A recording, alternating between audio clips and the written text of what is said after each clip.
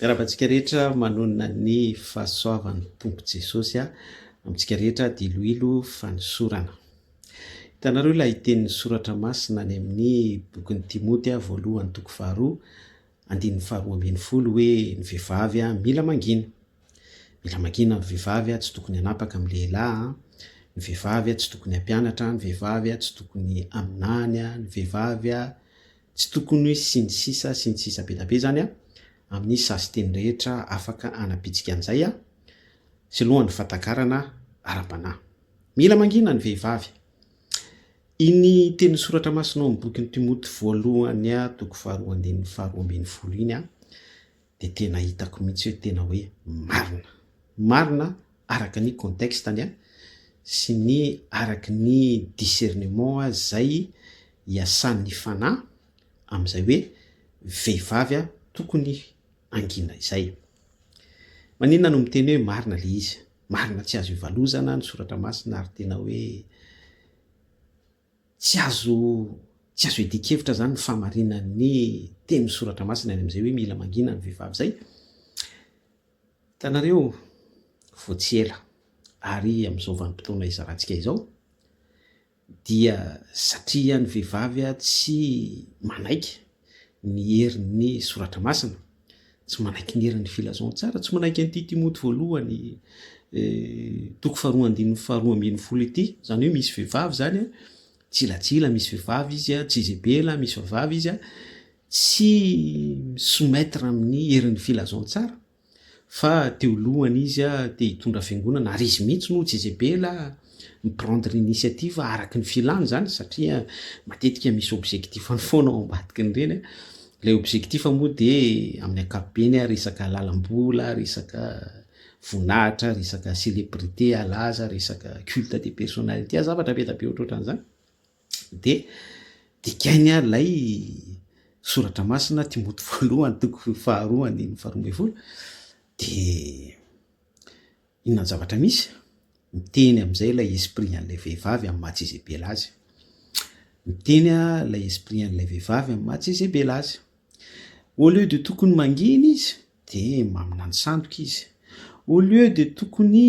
hipetraka amin'ny maha vehivavy azy izy ohatra hoe asana Dorcas na tsy fantatro amin'ny plasin'ny vehivavy zany, ohatra hoe any amin'ny sampana vehivavy lehibe na ohatran'izany na mitatirakitra na ohatran'izany, fa tsy manaiky an'izany izy, tsy ekeny zany. Dia mitrifatrifana amin'izay izy amin'ny maha jezebela anazy dia misy ny sasany maminany sandoka, misy ny sasany mampianatra sandoka, misy ny sasany manao lalakitakisoa, misy ny sasany sy ny sisa be da be, misy ny sasany voatselitsika na eno an'le hoe ho anareo zay te hanao trano be dia atero aingana amin'ny fanatitra mazakaza, fanatitra équivalent amin'ny vidin'ny trano atsanganareo, zany hoe tena tsisy zavatra ara-panatso zany fa any amin'ilay resaka lalam-bola, any amin'ilay tombotsoa, any amin'ilay satria ilay esprit jezebela ao anatiny no miteny, ilay esprit jezebela ao anatiny no miteny zay io. Ka ny antony piba moa zany dia anaporofoko amintsika hoe raha vao tsy manaiky ny famarinan'ny soratra masina isika. D'ailleurs ny ahafahantsika manaiky ny famarinan'ny soratra masina dia ny fifandraisantsika amin'Andriamanitra tsy toa, manaiky isika tarihin'ny fanahy masina ary manaiky asan'ny soratra masina, mibebaka ihany koa miseho soumettre amin'ny herin'ny filazaon-tsara amin'ny anaran'i Jesosy Kristy. Fa raha vao miseho mitrifatrifana sy miseho contexte antsika moa eto vehivavy dia voilà ny résultat. Miara-mahita isika miteniteny foana maminany sandoka arak'ilay hoe atero ny fanatitrareo dia atovy équivalent amin'ny ianao zany mametra an'ilay fanatitra hoe ataovan'izao. Taiza Jesosy Kristy no nampianatra an'izany? Taiza ireo patriarka tsara lazan'ny finoana no niteny hoe ataovan'izao ny fanatitrareo na izao no tokony ho lanjan'ny fanatitra? Mampalahelo le izy. Ka izay le hoe vehivavy esprit jezebela. Zay izy côté esprit. Ny côté manaprofo fa tena hoe jezebela incarné mihitsy ny vehivavy tahaka an'ireny dia izy mpitondra fiangonana izy fa ny paoziny tena hoe Shakira, Lady Gaga, ry Beyoncé, tena hoe mena volo be kavinorona ny hoany lava manicure tena hoe salon de beauté mivoaka miditra zany ny publication any izany no fitafiny izany no sy ny sisa be da be ny fiakanjo ny tena mialatsiny izao tontolo zao zany hoe sady efa esprit Jezebely izy no fitafina ihany koa aloha tsy teny betsaka fakina fotsiny de inona moa ny antony mahatonga zany ny antony mahatonga zany dia mandika an'io Timoty voalohany toko 2 andininy 2 ambiny folo hoe tokony angina le fanginana dia vavaka le fanginana tanareo le tenin'i Jesosy Kristy fampianaran'i Jesosy Kristy hoe midira ao amin'ny efitrano mangina de ao ianao sy ny rainao ao amin'ny efitrano mangingina izy no miaino mivavaka ao amin'ny efitra mangina fa tsy mangina le olona fa manao lalakitakisoa amin'ny tatatata satria Jezebel avec le fitafiana Shakira, Beyoncé sy ny sisa be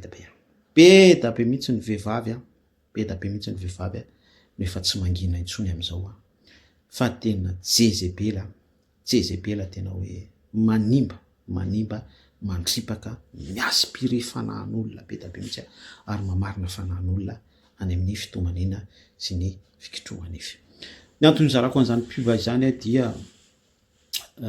fampahafantarako ny zavatra misy ankehitr'io manao constatation izany fa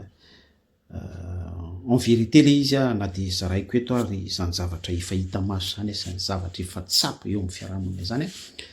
ny olona efa envoûté zany efa aspiré ny aminy efa satria metrahan-tananao foana tsofony ranao foana fafazany rano hosorany menaka le menaka amidiny lafo be tsy fantatro otrany na mipriana izy tsy de na mitanisa izy ary makarikoriko be dommage miteny an'le fahamarinana zany manatsikafina an'le izy fa sûr et certain fa reny olona izay efa envoûté ao reny tena hoe efa imperméable am'izany zavatra zaraiko izany satria lay fanahy mihitsy no efa injecté any anatin'lay pino ohatrany hoe efa mouton zany lay pino efa tena hoe oentina misangany fotsiny zany hoe baikona gauche à droite satria lay fanahy mihitsy no efa miledika be any anatina mampanahy aloha tena mampanahy elo izy ka marina moambara foana ny danger ihany koa lasaina foana ninona efa fahasimbany izay simba sy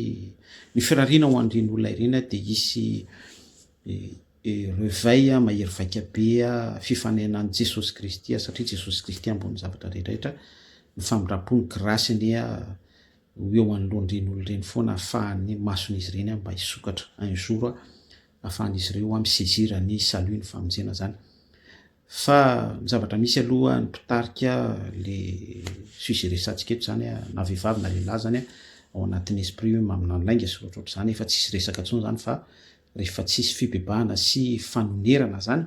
am'izay efa fizotran'izay fizoran'izay sy fizoran'izay dia destination farimy rehetra avy zany fa ny pino victime zay ao anatin'ny innocence sy ao anatin'ny faiblesse mampanaely fotsiny de firarintso hoe ny tompony amindra fo amitsika tsiraray avy zay no mba ohatrany hoe constatation sy puba zaraiko vetivety atao anatin'ity fizarana ity raha soatsika rehetra tianao Jesosy mila mangina ny vehivavy satria aingana be mihitsy ny esprit Jezebela misaisira ny vehivavy ampiasa anazy ho amin'ny filan'ny démonie ary aza dimy fa Satana rehefa ny s'adressé tamitsika zanak'olombelona izy tao amin'ny sahany edena dia ny vehivavy no ny s'adressé ny voalohany fa tsy ny lehilahy tsy Adama fa i Eva. Tianao Jesosy veloma tompoko.